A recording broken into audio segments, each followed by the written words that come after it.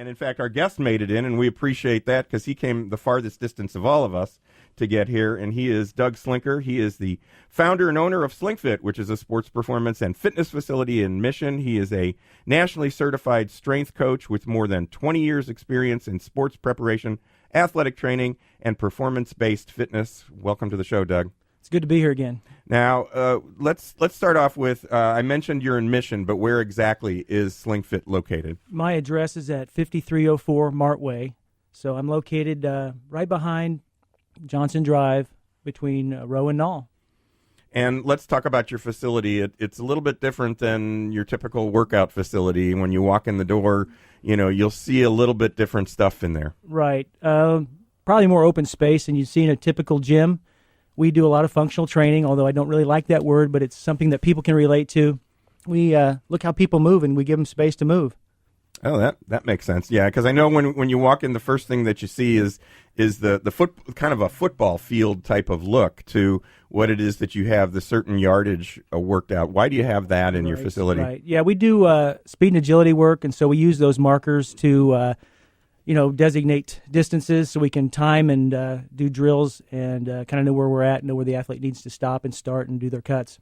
So you've been doing this for 20 years, but how long has SLINKFIT been around? Just a little over a year, about 14 months now. Okay.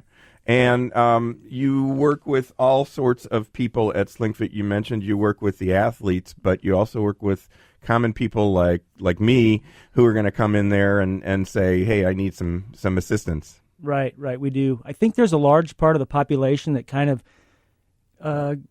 gets fallen through the cracks, so to speak. They're not really sick, but sometimes there's just enough issues to keep them from doing traditional exercise. We're able to pinpoint that, fix that, and then get them on track where they can do more traditional exercise.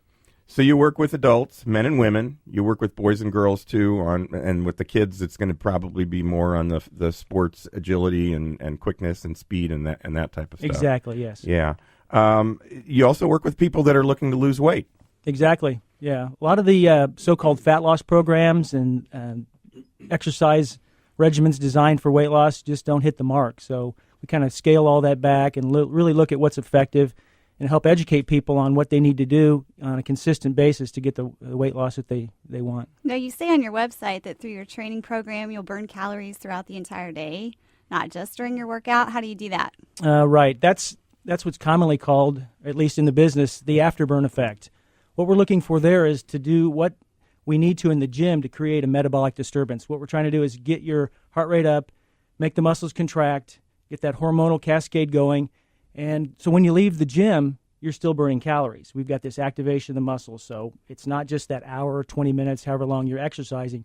We can get a caloric burn for several hours after that. Really? And that's really where weight loss occurs, not in the gym, but what you do in the gym to create that effect afterwards. Now you just mentioned, you said hormonal cascade. Is that how you put it? Right. What is that? What does that mean? And what does the hormone aspect have to do with weight loss and stuff like that? Well, there's response to stress, and exercise really can be considered a stress, although it's a positive one. Right. And so we're trying to get things like lactic acid and things like that. Not being too technical here. Yeah. But those have a great effect on the outcome you're after when it comes to fat loss and weight loss.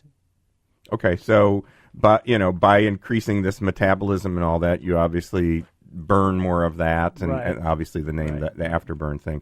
Right. Now, you also train trainers, is that correct? Right. A lot of instances. Well, let me back up. There's really no certification, whether statewide or national, for trainers. So really anybody can claim to be a trainer. I'm a trainer. Today I'm a trainer. Exactly. Yeah. Me too. A lot of them have great I work intentions. for SLINKFIT. No, never mind. You don't want me. And so even though they have great intentions, sometimes there's things missing in their programs. And so Right. I can assist with that. I have people come to me and want to learn more about how I approach things so they can incorporate in that their training with their clients. And we're going to make a couple references to your website. What is your website address? SLINKFIT.com. SLINKFIT. That's correct. .com. So on your website, you say that your approach to training and fitness is based on the principle that form follows function. I've heard those terms regarding artwork and marketing and product development and things like that. Explain what you mean by that. In people's quest for fitness, they look for the things they see in the magazine, on TV. They want a certain shape, a certain look. Well, to get that, we have to do certain things. So it's almost like let's get the base built first, and the other will take care of itself. So if we can work on your function, how you move, how you engage your muscles, if your core's working, that's very important, things like that, then we can do the exercises and create the work and the program to get the look that you want. So in the process of bringing people in and talking with them, we mentioned in here that that you can get a free fitness assessment with you. In that process of getting that assessment, you obviously look at their form and determine the direction you need to go. What kinds of things do you put the people through in order to determine what their form is and determine where they're lacking? Right. Basically, it's a movement screen, or what I've done to modify a movement screen, and is to see how you move in different positions. There's kind of a forgotten element to fitness. That's the nervous system. That keys our muscles to either stabilize and hold a structure still, or immobilize, and that's the interplay of those that's key. And if you're talking about a movement like I look at first, like a deep squat pattern, and that's simply a deep knee bend, well, there's leverages and there's positions that we're looking for to make, for example, the hips load and not the knees. So I'll have a person come in and I'll say, show me your deep squat pattern. They'll do that. And if it's fine, then we can build on that. We can actually give them exercises to make that stronger. If not, we won't exercise in the traditional sense. We'll fix that pattern. So that's just one of the things I do. We do the hip hinge. A big thing we work on is a T-spine extension. That simply is this rounding of the back. So we're mostly flexed forward, that hump forward bad posture position. A lot of people get stuck in that position. Right now, probably. That's a big problem. We sit too much, and it just kind of gravity pulls us in that position. So we lose the ability to extend or to get the ribs to come out in front and the shoulder blades down and back. And so we teach that, and that has big implications on shoulder issues. So person has a shoulder problem. Sometimes it's a matter of what's going on in their rib cage and their flexion forward in their thoracic spine. Yeah, I have some back issues, and I know when I walk the neighborhood, if I stand up straighter and put my center of gravity in a different spot, I feel better, and I don't hurt as much as I'm done doing that walk. So yeah, that exactly fits what you're saying. Sometimes something as simple as that can give you pain relief if that's right, what you're facing. Right. Now, do you run athletes through the same set of exercises when you come in? You want to assess where they are as well. They're coming to you maybe for a slightly different reason, right, but you still have to make sure that they're doing the right things. Exactly. Human movement's the same, whether we do it every day, up and down stairs, in and out of our car, sitting at our desk, or if we're on a field or on a court. So yeah, we're looking for correct movement, and then we can strengthen it. The thing with the athlete, it's more dynamic. There's more amplitude to it. All those measures are more extreme in their case. Right. So once you've assessed the fitness levels, it sounds like the thing that you bring to the table that's going to be different from another fitness place is you're going to start back a little bit farther back by instead of just saying, okay, let's do 15 squats, you're going to say, do them this way. Let's rework your technique and things like that. Exactly. I mentioned the pain thing, and a lot of times people say, well, I can't squat, I can't lunge, which are great exercises for that metabolic boost that we were talking about. And I'll say, well, let me see how it goes, and let me see what you're doing. And so we can see quickly if it's fixable. So they probably can if they can get their position right and they don't stress the knee. So we're looking for movement in any dysfunction, and we can fix that. I have a kind of a saying that I use is that I don't lay exercise on top of a bad pattern. So we fix patterns and we exercise. And you can you can make progression really quickly if you get that order right. Right. And this sounds like it's not a one-size-fits-all solution. It's very customized to the individual. When you work with them, is obviously making those corrections with them has to do with them specifically, and then you target. Do you create a particular program for them based on that fitness assessment that you've put together? That's right. We look at what they want, what their goals are, and then there's kind of a common element to all of this. We need to move in a big way and use the prime muscles in an integrated way. So that's the common theme through most programs. So what are some of the exercises you use to strengthen or create more flexibility when they rotate their body? Well, those would be first and foremost. We do those with the feet on the floor. Okay, that's how power is transferred. We have to have some base established. Moving quickly from that, we look at what the core's doing. You've got to also establish a base of strength inside the body that you can rotate around. It's like a pole that you stick in the ground. It creates a rotational base to turn on. And so we do, when that base is set, then we can actually begin the rotation process and implement the exercises that build that. We do a lot of medicine ball work and throws with that. So we're looking for dynamics as it would come in a rotational sport, hitting a golf ball, hitting a baseball, throwing a baseball. Those kind of things involve rotation. And obviously that's your article that you have in this month's Kansas City Sports and Fitness, and with springtime coming, those are the sports that people are going to be looking at is baseball and golf ball and tennis and, those types of sports where rotation, and that's what you focus on in your article is the rotation of the body, it looks like, it sounds to me like, obviously if you have better shape and you're more flexible and you're doing it the right way, obviously you're not going to injure yourself as much with that rotation. You're not going to spin yourself into the ground in baseball. You're not going to hurt your arm as much as you go through the throw. And I didn't even think of the throw as rotational. I think more of, the baseball swing or the tennis swing or, those types of things. But the baseball throw is obviously the rotation of the arm and all that stuff. But you're going to, if you've got that going right, you're going to do better at that particular sport, but you're also going to keep yourself from getting injured. For sure, yes. As much. So now, why do you use medicine balls? When obviously medicine balls, and what are some of the drills that you do with the medicine ball? Obviously, a medicine ball is heavier than just the playground ball that we're used to. Right, but only slightly heavier. We're really looking for power, so the load or the weight of the medicine ball isn't as much as you'd probably think. We're looking for speed with that because that's how if you're going to hit the ball, tennis ball further, or I'm sorry, the golf ball further, the baseball further, you've got to have speed at the end of either the bat or the club. So we're looking to train for that speed, and you can't do that with a heavier weight. So we're looking for the weight of the ball to be appropriate for the strength of the athlete. So is that a similar type of thing like in baseball when you put the weight on the bat and you do the swinging with that, or is that I always thought that was just a trick that, it was a little bit of stretching thing, and it was just a trick for those of us that played baseball to feel like the bat was lighter and you could swing faster. I think that's right. I think it's a little neurological trick. You can swing it with it on, then when you take it off, it appears or it feels lighter. Yeah. So, but the medicine ball really just kind of helps you get that power all the way through and acceleration and things like that. And we can release that too. So if you do it outside or if you have a wall like we have inside our place, you can do release moves, and so you're actually you're not having to decelerate. You can accelerate all the way through release.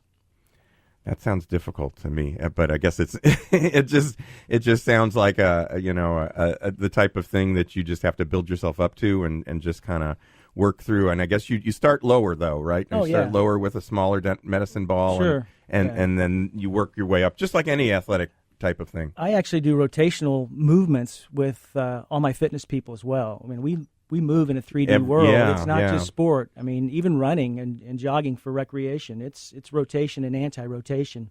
And that's one of the things I think where traditional fitness centers kind of miss the mark. Mm-hmm. A row of machines, single plane motions, and no rotation. So we're kind of in a fixed plane. We're doing a curl on a machine or a leg press, a leg extension.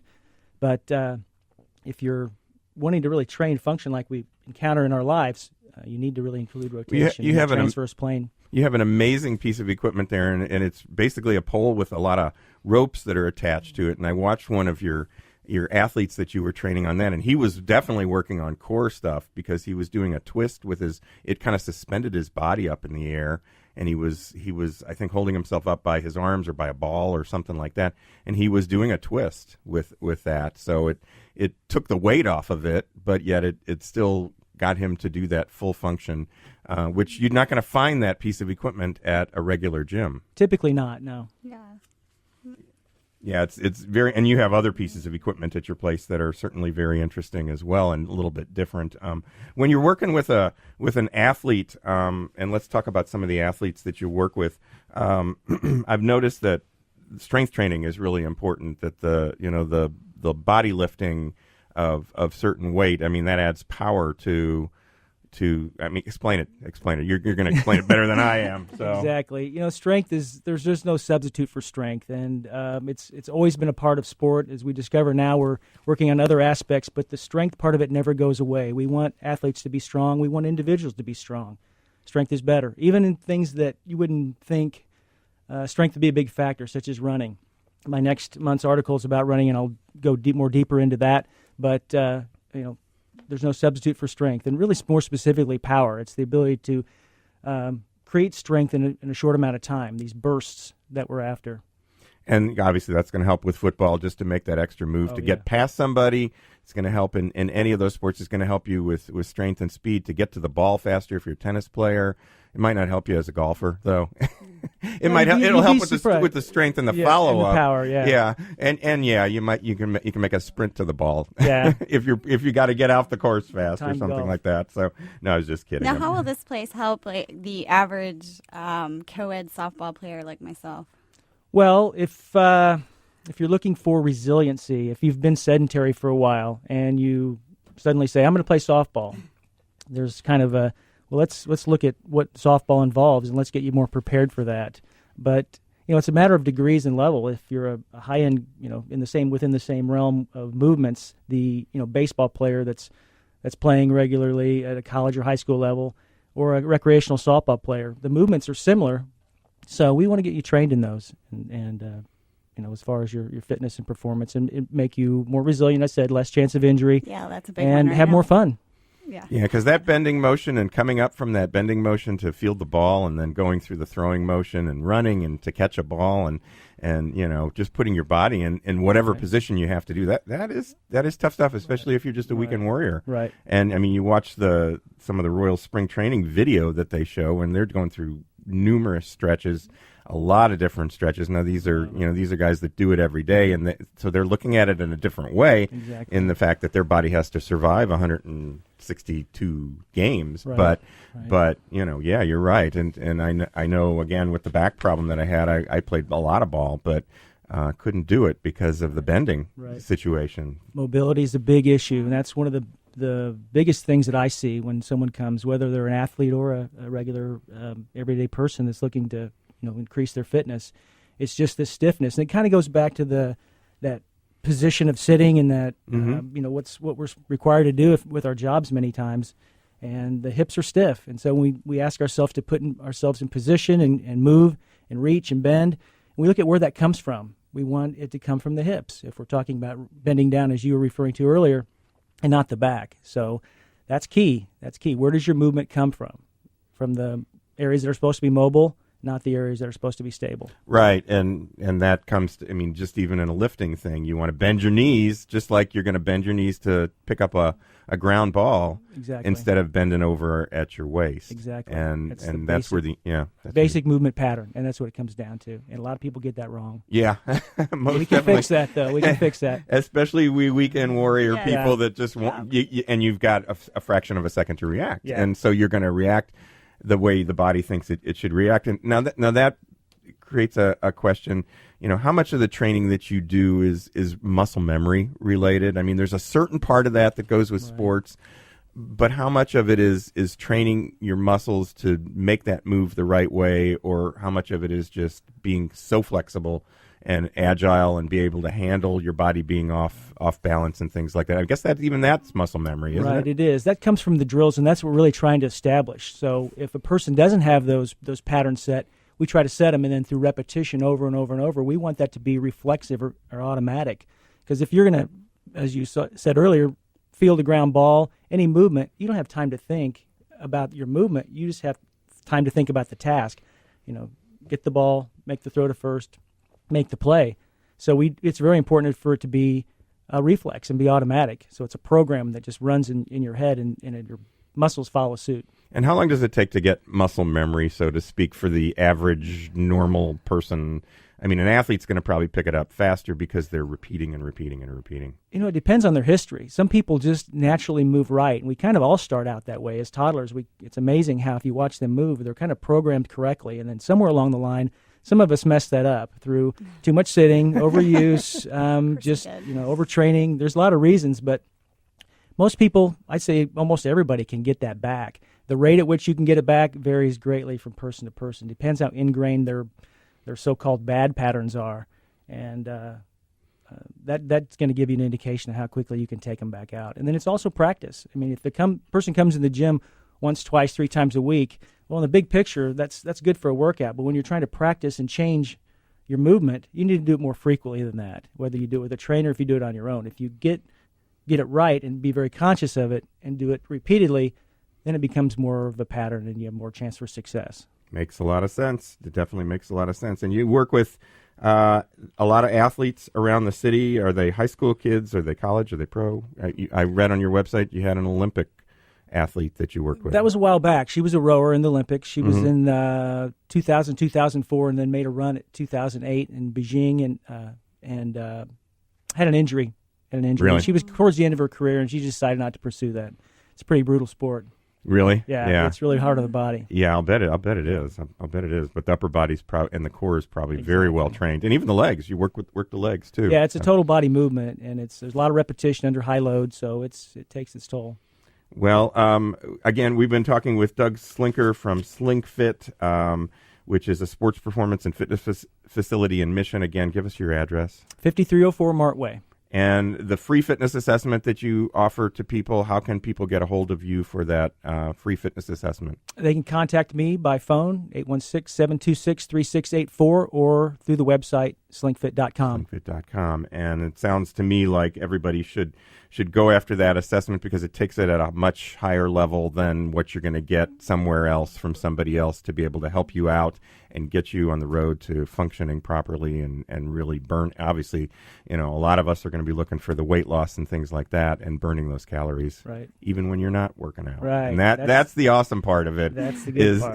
That's what we all want. We want to do the workout and get the most burn after that as we can. So that's where it happens. So, well, Doug, thank you so much for coming in. It was a rough morning to get in here to the show, but we truly appreciate that. And thanks for sharing the information that you have here with us, with our readers in Kansas City Sports and Fitness. And we will talk with you again about running next month. Looking forward to it. Yeah, good being here.